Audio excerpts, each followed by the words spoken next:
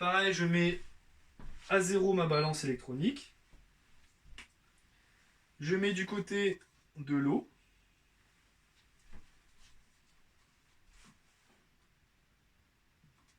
Et je verse.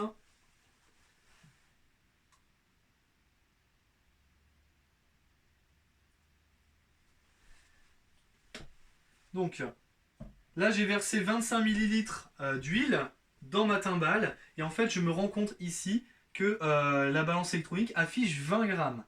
Donc 20 grammes, ça veut dire que 25 ml en volume d'huile n'a une masse que de 20 grammes. Tout à l'heure, l'eau avait une masse de 25 grammes pour 25 ml.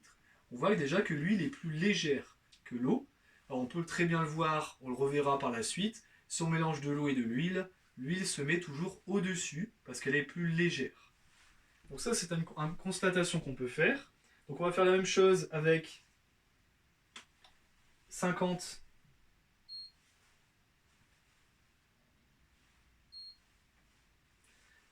et 75.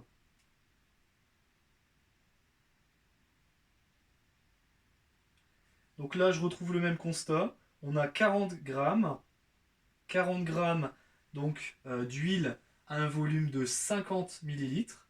Tout à l'heure, 50 millilitres d'eau avait une masse de 50 grammes. Donc on retrouve ce constat que l'huile est plus légère. Et je mets à 75.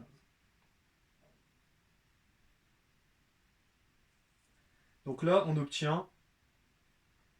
Hop, stabilise. Donc 58 grammes. Je regarde bien si je suis bien au bon niveau. Donc 58 grammes d'huile à un volume donc de 75 millilitres. Donc on retrouve toujours ce constat pour les trois graduations. Alors je vais bien sûr remettre l'huile dans la bouteille. On ne brade pas. Donc on pourra l'utiliser après pour autre chose.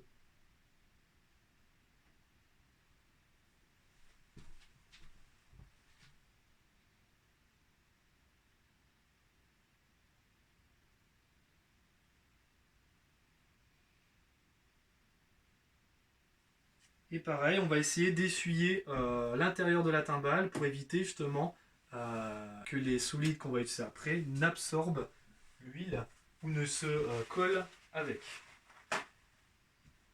Donc je rappelle que dans l'huile, il n'y a pas d'eau.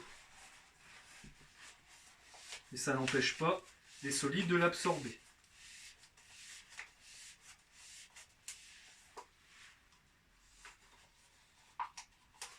Ça peut coller un petit peu au fond. Et là, ça va être un peu plus difficile de l'enlever. Donc on va faire la même chose pour les autres. Donc les autres matières. Alors cette fois-ci, comme les autres matières, que ce soit le bicarbonate, la farine ou le sucre, et le chocolat en poudre, pour les autres matières, c'est différent. En fait, comme ce sont des matières solides, de toute façon, vous le savez quand vous faites des recettes de cuisine, on ne mesure pas un volume de solide, on va mesurer une masse. Donc, quand on prélève un solide, on mesure toujours une masse. 100 grammes, 200 grammes, 300 grammes. Donc ce qu'on va faire cette fois-ci, plutôt que de noter des volumes, on va noter en fait des masses sur les graduations. Donc ce qu'on va faire tout de suite. Donc déjà, là vous allez pouvoir extrapoler à l'huile les graduations 25 ml, 50 ml et 25 ml de l'eau que vous avez trouvé tout à l'heure, parce que ce sont les mêmes, un volume ne change pas, ça c'est quelque chose qui reste identique, et ce sont tous les deux des liquides. Maintenant pour les solides qu'on va faire par la suite, on va tout simplement mesurer des masses. Alors je vais vous montrer ce qu'on va faire. Donc on va reprendre les graduations de l'eau, 25 ml, 50 ml et 75 ml. On va faire ces graduations grâce aux différents composants qu'on a sur notre table. Et on va mesurer les masses correspondantes pour voir comment sont les différents constituants par rapport à l'eau. Est-ce qu'ils sont plus lourds? Est-ce qu'ils sont moins lourds? Et de combien justement? Donc je vais commencer à faire ça pour le bicarbonate de soude.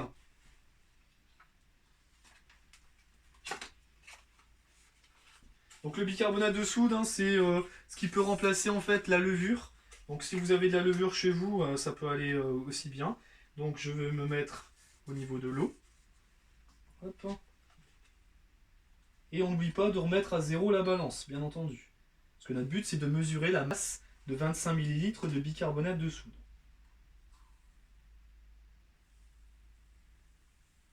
Hop. Donc j'ai 25 ml de bicarbonate de soude et j'ai une masse de 36 grammes.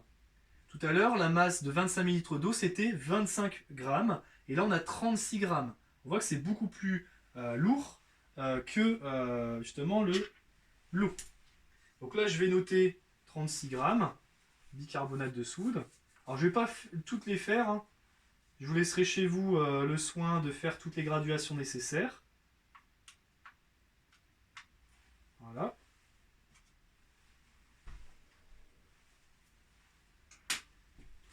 Et donc, maintenant, je vais faire la graduation de la farine.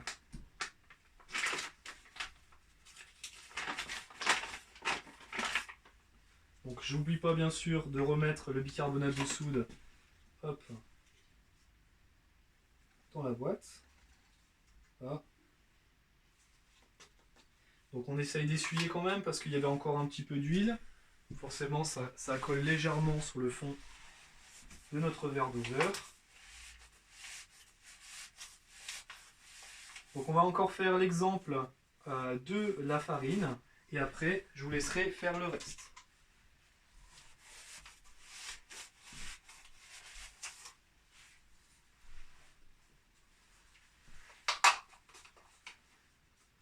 Donc, pour la farine, même chose, on va mettre 25 ml de farine. Donc, je vous rappelle que le bicarbonate de soude, pour 25 ml, il avait une masse donc, de 36 grammes. L'eau avait une masse de 25 grammes. Et donc, du coup, on va regarder ce que ça fait pour la farine. Donc, même chose, on va mettre 25 ml de farine.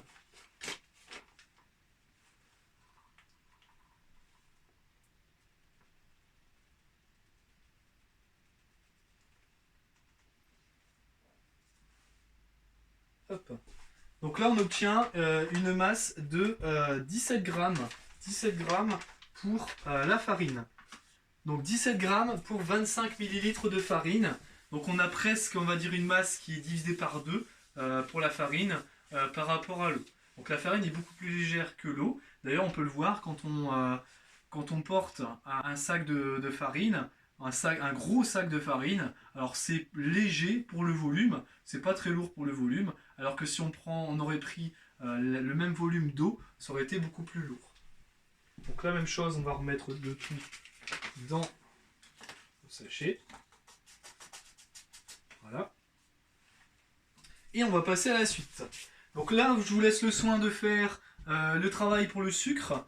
Donc à chaque fois de noter pour la graduation 25 ml, 50 ml, 75 ml, la masse correspondante qu'on obtient pour le sucre, qu'on obtient pour le chocolat en poudre, pour le bicarbonate de soude et pour la farine. Comme ça, vous allez voir, pour un même volume, quelles sont les masses des différents constituants. Donc pour un même volume, on voit déjà que les masses ne sont pas les mêmes d'un constituant à l'autre. Ce qui signifie qu'on va peut-être pouvoir les identifier grâce à ça. Alors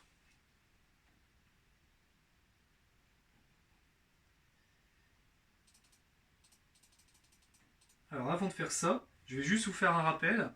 Donc pour un volume d'1 litre, l'eau, on a trouvé qu'elle avait une masse donc, de 1 kg.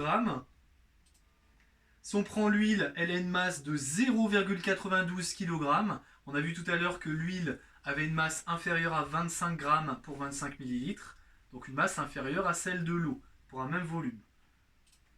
La farine a une masse très inférieure à celle de l'eau. Pour un volume de 25 ml, tout à l'heure, on avait trouvé 17 ou 18 grammes.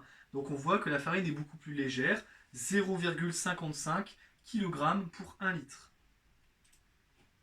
Le lait, alors le lait c'est pas une exception, mais c'est on va dire un constituant qui est très proche de l'eau, parce que dans le lait il y a beaucoup d'eau, il y a un très gros pourcentage d'eau, donc forcément sa masse est très identique à celle de l'eau. Elle varie légèrement parce que dans le lait il y a beaucoup plus de protéines, forcément il faut que dans le lait il y ait des constituants nourrissants pour les petits animaux. Alors le sel, si on l'avait fait, donc je ne l'ai pas fait ici, on aurait trouvé une masse de 1,234 kg donc pour 1 litre, donc une masse supérieure à celle de l'eau pour 1 litre. Donc si vous prenez une bouteille d'eau d'1 litre vide et que vous la remplissez de sel, vous obtiendrez une masse de 1,234 kg, contrairement aux 1 kg de l'eau.